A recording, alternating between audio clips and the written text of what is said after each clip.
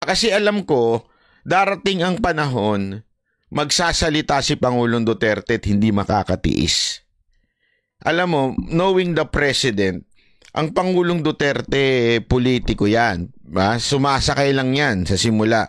Pero mananaig pa rin po ang makabayan sa kanya, sa kanyang puso. Mananaig pa rin po yan. So darating at darating ang panahon, magsasalita yan sa mga hindi magagandang isyung nakikita niya. Sinabi ko na yan noong una pa lang. At because of that, sigurado ako na gagawa ng paraan o gagawa ng butas itong gobyerno na ito para gibitin si Pangulong Duterte. Ang tanong, papayag ho ba kayo? Hindi ko papayag. Hindi yung totoo at huwag daw tayo maglokohan. Kayo po ba ay papayag na eventually, kunwari, ipa-aresto ng ICC si Pangulong Duterte through this government? Papayag ba kayo? Ha? Hindi ako papayag. Isa ako sa talagang papalag dito. 'Di ba? Sabi nung iba, kailan ba ang people power? Gusto niyo people power? Oh. Gusto niyo ba ng people power? Sige, nagtatanong ako sa inyo. Sino ho dito ang gusto na ng people power? Sige nga, magkadiretsuhan tayo. Sino dito ang gusto ng people power na? Sige na, itaas niyo yung kamay niyo. Antayin ko sagot niyo. Okay? Sino dito ang gusto na ng people power? Itaas niyo na nga kamay niyo, tingnan ko. Habang umiinom ako ng kape, itaas niyo kamay niyo para magkaalaman. Sige na. O ayan. Ayan ang mga tao nagsasabing gusto na ng people power. Okay. Ang tanong, tanong.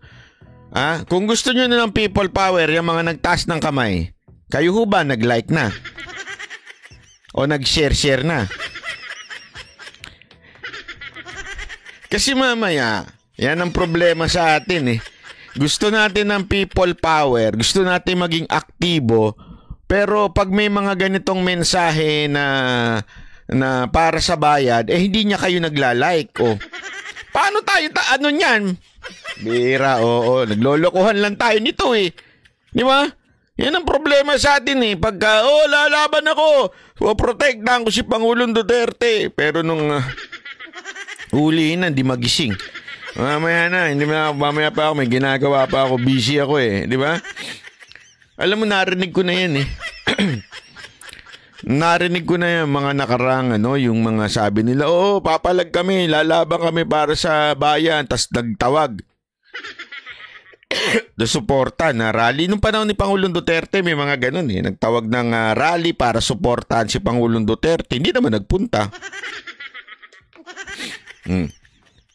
Ngayon lang. Gusto ko nang tanungin. Sige nga.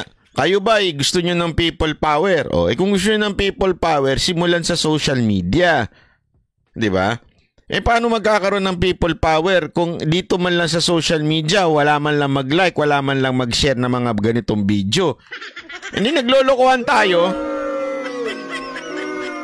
Hindi, yun ang totoo dyan eh. Hindi ako walang biro yan. Hindi dahil sa gusto ko lang ma-share itong video. Hindi dahil sa gusto kong magkaroon lang ng viewers dito. Hindi ho yun. Ang aking punto dito, kung gusto nyo maging active in spreading the advocacy of this channel and the advocacy of PRRD, bakit ayaw natin? Simpleng bagay, mag-share. Mag-like, ayaw nating gawin. Tinatamad tayo. Tamad ako. Ginagawa ako, banat ba eh. Tapos gusto nyo mag-people power. Di ba? Ganun lang kasimple. Social media is the key. Yan ang talagang tunay na people power. Tandaan ninyo. Eto makinigo kayo. Makinigo kayo. Si Pangulong Duterte, naniwala talaga ako na nanalo siya because of social media.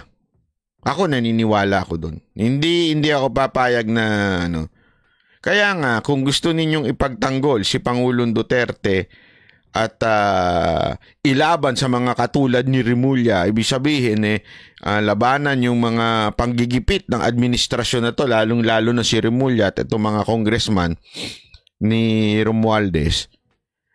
Dapat mag-share kayo ng mga video na magbubulat ng mga mata ng ating mga kababayan. Ito ang the best niyan. Bakit kanyo? Kasi nga po, kahit nasa ibang bansa kayo, may magagawa kayo. Kasi hindi naman ako naniniwala na pag may umari lang, ipapahuli na si Pangulong Duterte, iiwan nyo trabaho ninyo sa ibang bansa? Tapos pumunta kayo ng Pilipinas, haharang kayo? Hindi ako maniniwala dyan. So bilang mga kababayan natin naninirahan sa ibang bayan, gawin nyo na sa social media. Yan ang inyong magiging matinding suporta. Ang pag-share sa social media. Di ba ho? Kasi kami, mga banateros, brothers, at iba pang mga vloggers, pero particular kami mga banateros, brothers, kami ho, marami nga nagsasabi na bakit daw ang tapang-tapang namin. Alam nyo, yung tapang namin, wala yan. Totoo lang wala ho yan. Walang kwenta ang tapang namin kung hindi naman ho makakaabot sa ibang mga tao. Ano mo yung tapang namin? Di ba? Tapos di naman napapakinggan at napapanood ng mga ibang kababayan natin. Ano sense nun? Yung tapang na yun, baliwala yun. Kailangan yung tapang namin samahan ninyo ng tapang. Kasi ang social media, hindi ho yan yung parang telebisyon. Ang telebisyon, pag binuksan mo TV, kung ano yung nandun sa channel na yun na mapapanood mo. At iilan lang yun.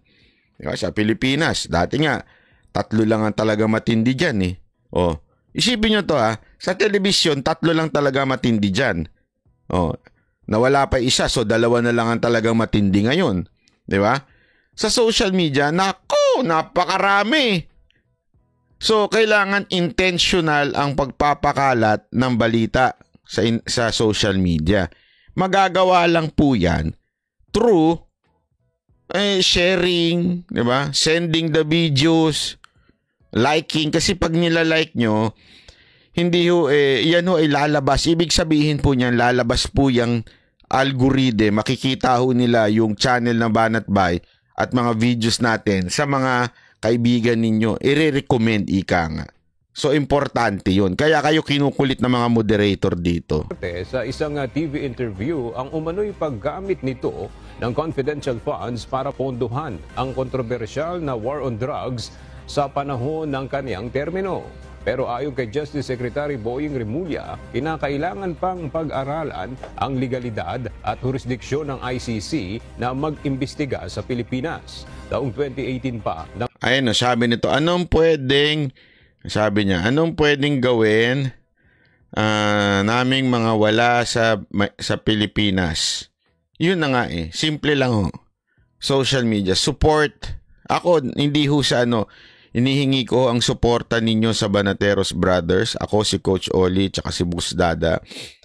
Dahil ever since tumayo po kami para kay Pangulong Duterte.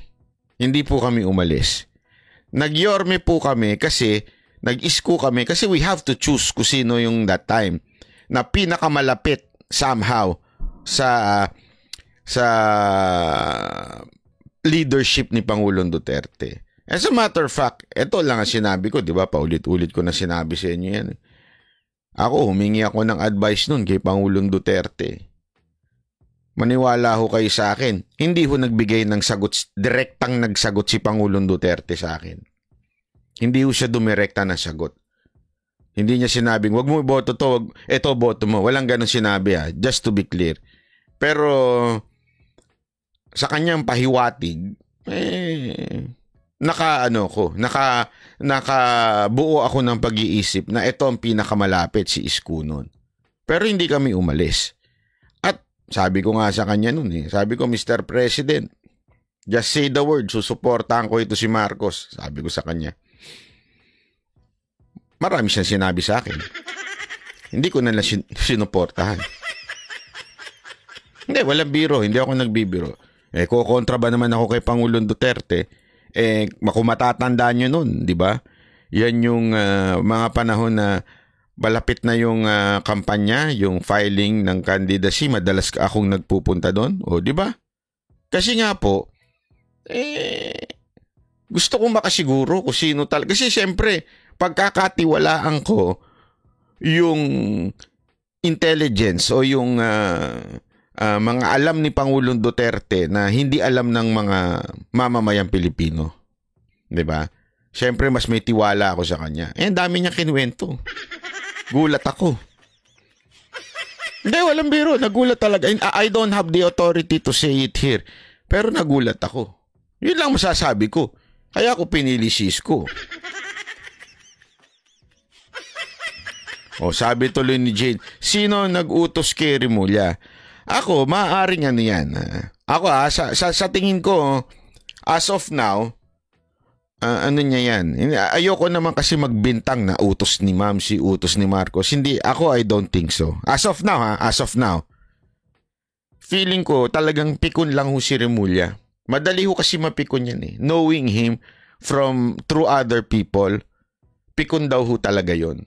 Pag nakantil mo, dumadaldal. Yung sumasatsat, biglang lalabas sa television, magpe-press con, ganun daw yun. So feeling ko talaga, napikon lang siya doon sa ginawa ni Pangulong Duterte pagtatanggol sa freedom of speech ng mga vloggers. Ayoko nga sabihin pagtatanggol lang ng banateros. Hindi, ng buong mga freedom of speech per se. Yun na ho ang pinagtanggol ni Pangulong Duterte.